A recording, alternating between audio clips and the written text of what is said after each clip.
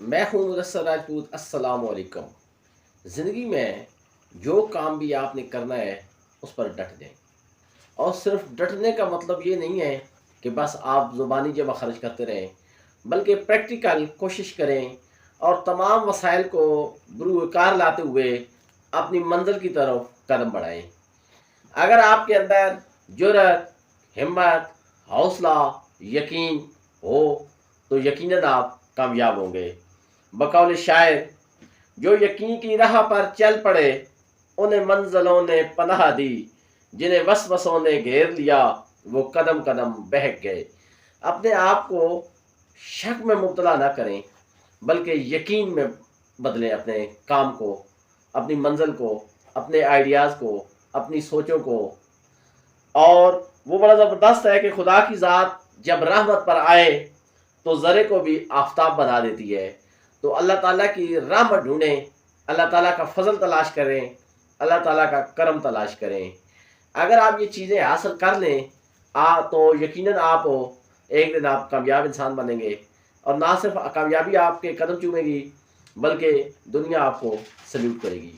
और दुनिया हर कामयाब आदमी को सल्यूट करती है।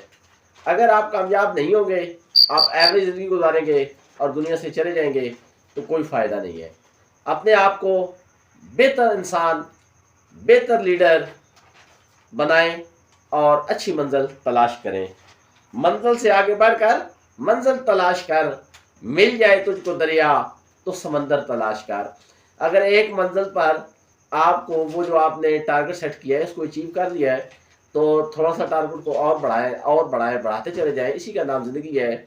और फिर जहाँ पर आप छोड़ेंगे वहाँ से आपकी आने वाली नस्लें या आपकी औलाद वहाँ से उस चीज़ का आगाज़ करेगी। तो इसलिए ये ज़िंदगी का सफ़र चलता रहेगा और इसको चलने दें, इसको रुकने मत दें। मायूसी को अपने पास भटकने ना दें, बेयकीनी को अपने करीब ना आने दें।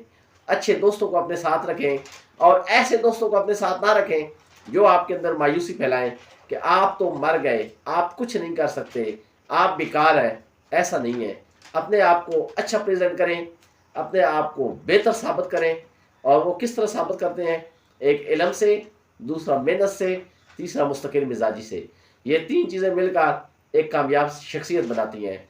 अगर आप इनमें से कोई चीज़ भी छोड़ दें, आप जल्दबाजी शुरू कर दें, आप मेहनत ना करें, आप इल्म हासिल ना करें तो आप कामयाब नहीं हो सकते। वक्ती तौर पर आपको ये तमाम बातें अच्छी नहीं लग रही होंगी।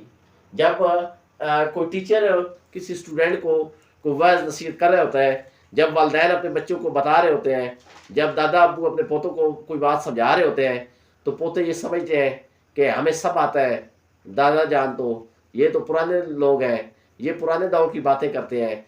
हालांकि वो अपने साथ एक तजर्बा रखते हैं, उस तजर्बे की बुनियाद पर वो तमाम बातों को आपको बता रहे होते हैं। तो हमें उनकी बातों पर गौर करना चाहिए।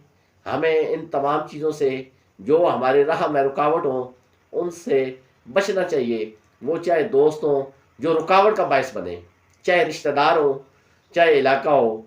तो आपको अच्छी मंजिल के लिए अच्छी जगह का भी इंतखाब ज़रूरी है, जहाँ पर आपको तमाम आपके वसाइल आपको मिल सकें।